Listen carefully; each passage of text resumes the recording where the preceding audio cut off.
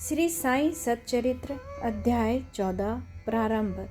नादेर के रतनजी वाडिया, संत मौला साहेब, दक्षिणा मीमांसा, गणपतराव बोडस, श्रीमती तरखड़, दक्षिणा का मर्म।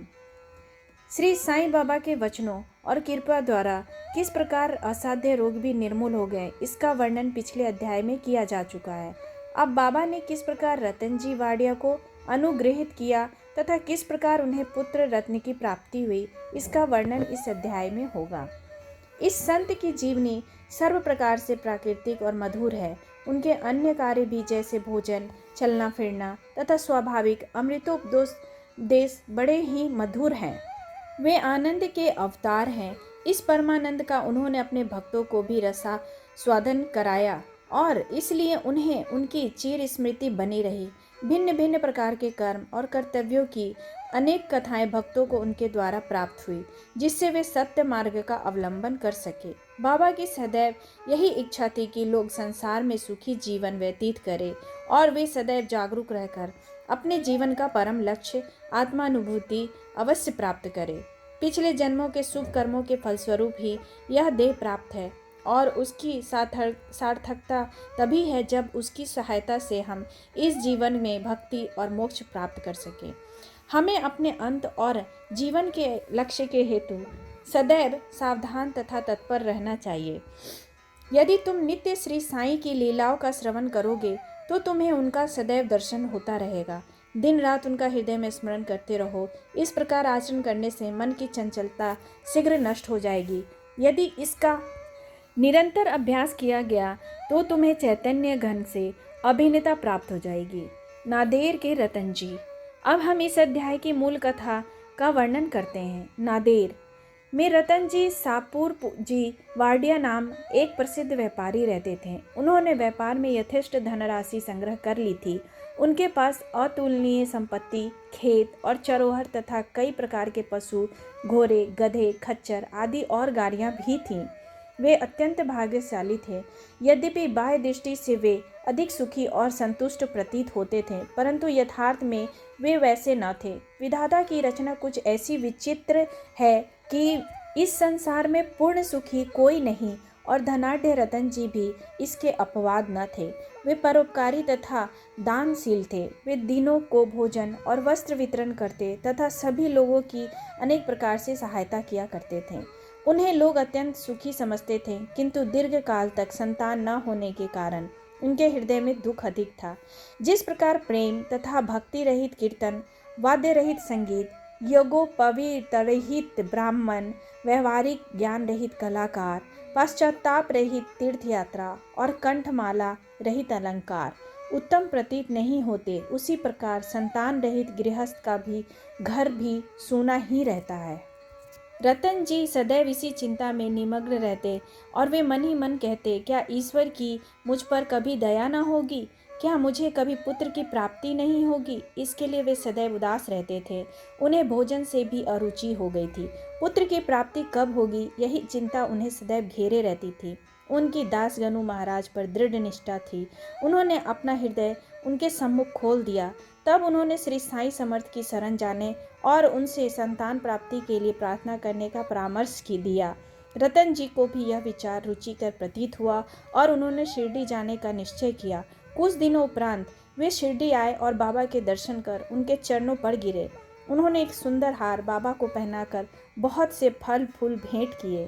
तत्पश्चात आदर सहित बाबा के पास बैठकर इस प्रकार प्रार्थना करने लगे, अनेक आपत्तिग्रस्त लोग आपके पास आते हैं और आप उनके कष्ट तुरंत दूर कर देते हैं। यही कीर्ति सुनकर मैं भी बड़ी आशा से आपके श्री चरणों में आया हूँ। मुझे बड़ा भरोसा हो गया है, कृपया मुझे निराश न कीजिए। श्री साईं बाबा ने उनसे 5 रुपये दक्षिणा मांगी, जो वे देना ही चाहते थे, परंतु बाबा ने पुनः कहा, मुझे तुमसे 3 रुपये 14 आने पहले ही प्राप्त हो चुके हैं, इसलिए केवल शेष रुपये ही दे दो। यह सुनकर रतन जी असमंजस में पड़ गए। बाबा के कथन का अभिप्राय उनकी समझ में न आया। वे सोचने लगे कि यह शिरडी आने का मेरा प्रथम ही अवसर है और यह बड़े आश्चर्य की बात है कि इन्हें 3 रुपये 14 आने पहले प्राप्त हो चुके हैं। वे यह पहेली हल न कर सके। वे बाबा के चरणों के पास ही बैठे रहे तथा उन्हें दक्षिणा अर्पित कर दी। उन्होंने अपने आगमन का हेतु बतलाया और पुत्र प्राप्ति की प्रार्थना की। बाबा को दया आ गई। वे बोले, चिंता त्याग दो, अब तुम्हारे दुर्दिन समाप्त हो गए हैं। इसके बाद बाबा ने उदी देकर अपना वरद हस्त उनके मस्तक पर रखकर कहा, अल्लाह तुम्हारी इच्छा पूरी करेगा। बाबा की अनुमति प्राप्त कर रतन जी नादेर लौट आए और शिरडी में जो कुछ हुआ उसे दास गनु को सुनाया। रतन जी ने कहा, सब कार्य ठीक ही रहा।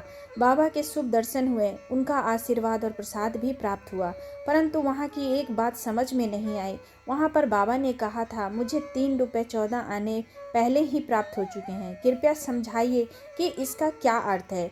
इससे पूर्व मैं शिरडी कभी नहीं गया, फिर बाबा को वे रुपए कैसे प्राप्त हो गए जिसका उन्होंने उल्लेख किया। दासगनु के लिए भी यह एक पहेली ही थी। बहुत दिनों तक वे इस पर विचार करते रहे। कई दिनों के पश्चात उन्हें स्मरण हुआ कि कुछ दिन पहले रतन जी ने एक यवन संत मौली साहेब को अपने घर आतिथ्य के लिए निमंत्रण किया था तथा इसके निमित्त उन्होंने कुछ धन व्यय किया था। मौली साहेब नादेर के एक प्रसिद्ध संत थे जो कुली का काम किया करते थे। जब रतन जी ने शिरडी जाने का निश्चय किया था, उसके कुछ दिन पूर्व ही मौली साहेब अनायास ही रतन जी के घर आए।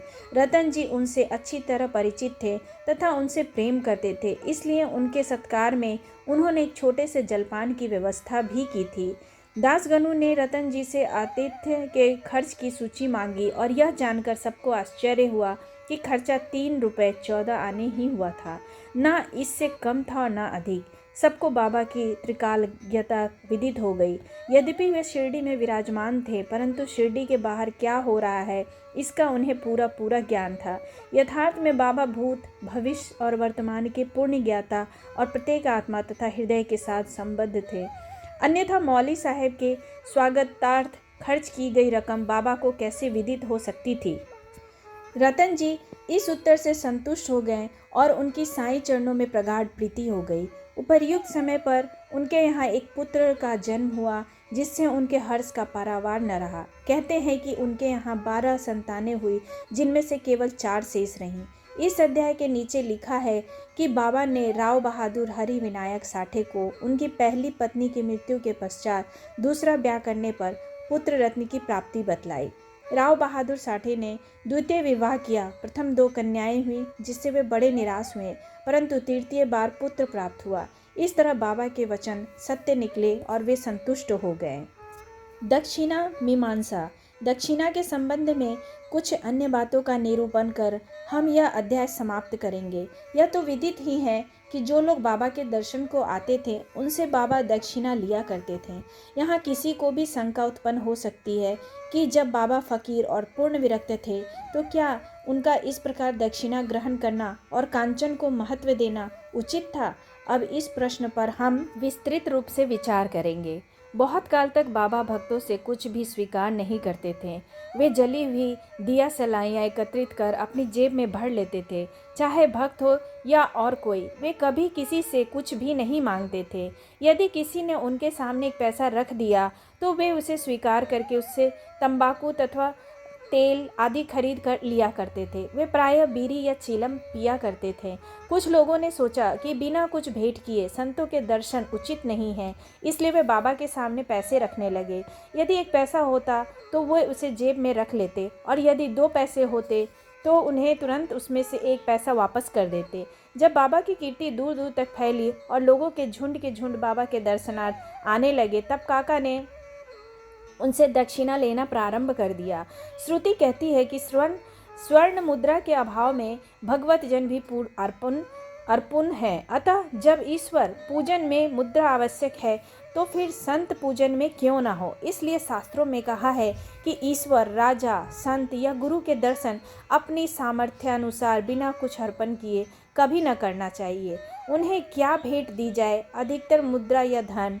इस संबंध में उपनिषदों में वर्णित नियमों का अवलोकन करें। बृहदारण्यक उपनिषद में बताया गया है कि दक्ष प्रजापति ने देवता, मनुष्य और राक्षसों के सामने एक अक्षर द का उच्चारण किया। देवताओं ने इसका अर्थ लगाया कि उन्हें दम अर्थात आत्म निमंत्रण का अभ्यास करना चाहिए। मनुष्यों ने समझा कि उन्हें दान का अभ्यास करना चाहिए तथा राक्षसों ने सोचा कि हमें दया का अभ्यास करना चाहिए। मनुष्यों को दान की सलाह दी गई। तैत्तिरीय उपनिषद में दान व अन्य सत्व गुणों को अभ्यास में लाने की बात कही गई।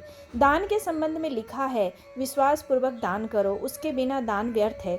उदार हृदय तथा विनम्र बनकर आदर और सहानुभूति पूर्वक दान करो। भक्तों को कांचन त्याग कर पाठ पढ़ाने तथा उनकी आसक्ति दूर करने और चित्त शुद्ध कराने के लिए ही बाबा सबसे दक्षिणा लिया करते थे। परंतु उनकी एक विशेषता भी थी। बाबा कहा करते थे कि जो कुछ भी मैं स्वीकार करता हूँ, मुझे उसे 100 गुना से अधिक वापस करना पड़ता है। इसके अनेक प्रमाण हैं। एक घटना, श्री गणपतराव बोडस अपनी आत्मकथा में लिखते हैं कि बाबा के बार बार आग्रह करने पर उन्होंने अपने रुपयों की थैली उनके सामने उड़ेल दी। श्री बोडस लिखते हैं कि इसका परिणाम यह हुआ कि जीवन में फिर उन्हें धन का अभाव कभी न हुआ तथा प्रचुर मात्रा में लाभ ही होता रहा। इसका एक भिन्न अर्थ भी है। अनेक बार बाबा ने किसी प्रकार की दक्षिणा स्वीकार भी नहीं की। इसके 2 उदाहरण हैं। बाबा ने प्रोफेसर C.K. नारके से 15 रुपये दक्षिणा मांगी। वे प्रत्युत्तर में बोले कि मेरे पास तो 1 पाई नहीं है। तब बाबा ने कहा कि मैं जानता हूँ तुम्हारे पास कोई द्रव्य नहीं है, परंतु तुम योग वशिष्ठ का अध्ययन तो करते हो, उसमें से ही दक्षिणा दो।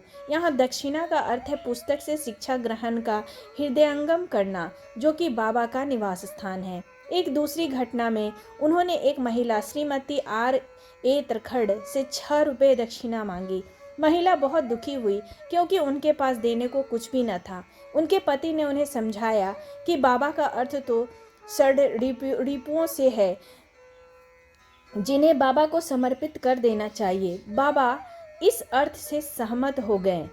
यह ध्यान देने योग्य है कि बाबा के पास दक्षिणा के रूप में बहुत सा द्रव्य एकत्रित हो जाता था। सब द्रव्य से वे उसी दिन व्यय कर देते और दूसरे दिन फिर सदैव की भांति निर्धन बन जाते थे। जब उन्होंने महासमाधि ली तो 10 वर्ष तक हजारों रुपया दक्षिणा मिलने पर भी उनके पास स्वल्प राशि ही शेष थी। संक्षेप में दक्षिणा लेने का मुख्य ध्येय तो भक्तों को केवल शुद्धिकरण का पाठ ही सिखाना था। दक्षिणा का मर्म। थाने के श्री B. वही देव, सेवानिवृत्त प्रांत मामलदार, जो बाब के परम भक्त थे, ने इस विषय पर लेख अन्य विषयों सहित प्रकाशित किया है, जो निम्न प्रकार है। बाबा प्रत्येक से दक्षिणा नहीं लेते थे। यदि बाबा के बिना मांगे किसी ने दक्षिणा भेंट की तो वे कभी तो स्वीकार कर लेते और कभी अस्वीकार भी कर देते थे। वे केवल भक्तों से ही कुछ मांग करते थे। उन्होंने उन लोगों से भी कभी कुछ न मांगा जो सोचते थे कि बाबा के मांगने पर ही दक्षिणा देंगे। यदि किसी ने उन्हें उनकी इच्छा के विरुद्ध दक्षिणा दे दी तो वे वहां से उसे उठने को कह देते थे। स्त्री और बालकों से भी वे दक्षिणा ले लेते थे। उन्होंने सभी धनाढ्यों या निर्धनों से कभी दक्षिणा नहीं मांगी। बाबा के मांगने पर भी जिन्होंने दक्षिणा न दी उनसे वे कभी क्रोधित नहीं हुए। यदि किसी मित्र द्वारा उन्हें दक्षिणा भिजवाई गई होती और उसका उसे स्मरण न रहता तो बाबा किसी न किसी प्रकार उसे स्मरण कराकर वह दक्षिणा ले लेते थे। कुछ अवसरों पर वे दक्षिणा की राशि में से कुछ अंश लौटा भी देते और देने वाले को संभाल कर रखने या पूजन में रखने के लिए कह देते थे। इससे दाता या भक्त को बहुत लाभ पहुंचता था। यदि किसी ने अपनी इच्छित राशि से अधिक भेंट की तो वह अधिक राशि लौटा देते थे। किसी से तो वे उसकी इच्छित राशि से भी अधिक मांग कर बैठते थे और यदि उसके पास नहीं होती तो दूसरे से उधार लेने या दूसरे से मांगने को भी कहते थे। किसी से तो दिन में 3 बार दक्षिणा मांगा करते थे। दक्षिणा में एकत्रित राशि में से बाबा अपने लिए बहुत थोड़ा खर्च किया करते थे, जैसे चीलम पीने की तंबाकू और धुनी के लिए लकड़ियां मोल लेने के लिए आदि। शेष अन्य व्यक्तियों को विभिन्न राशियों में भिक्षा स्वरूप दे देते थे। शिरडी संस्थान की समस्त सामग्रियां राधा कृष्ण माई की प्रेरणा से धनी व्यक्ति ने एकत्र की थी। अधिक मूल्य वाले पदार्थ लाने वालों से बाबा अति क्रोधित हो जाते और अपशब्द कहने लगते थे। उन्होंने श्री नाना साहेब चांदोरकर से कहा कि मेरी संपत्ति केवल एक कोपिन और टमड़ेल है। लोग बिना कारण ही मूल्यवान पदार्थ लाकर मुझे दुखी करते हैं। कामिनी और कांचन मार्ग में 2 मुख्य बाधाएं हैं और बाबा ने इसके लिए 2 पाठशालाएं खोली थी, यथा दक्षिणा ग्रहण करना और राधा कृष्ण माई के यहाँ भेजना। इस बात की परीक्षा करने के लिए कि क्या उनके भक्तों ने इस आसक्तियाँ से छुटकारा पा लिया है या नहीं। इसलिए जब कोई आता तो वे उनसे दक्षिणा मांगते और उनसे शाला में जाने को कहते। यदि वे इन परीक्षाओं में उत्तीर्ण हो गए, अर्थात यह सिद्ध हुआ कि वे कामनी और कांचन की आसक्ति से विरक्त हैं, तो बाबा की कृपा और आशीर्वाद से उनकी आध्यात्मिक उन्नति निश्चय ही हो जाती थी। श्री देव ने गीता और उपनिषद से घटनाएं उद्धृत की है कि किसी तीर्थ स्थान में किसी पूजन संत को दिया हुआ दान दाता को बहुत कल्याणकारी होता है। बाबा के भक्तों को शिरडी और शिरडी के प्रमुख देवता साईं बाबा से पवित्र और है ही क्या। श्री सद्गुरु साईं नाथार्पण मस्तु। शुभम भवतु। अध्याय 14 समाप्त।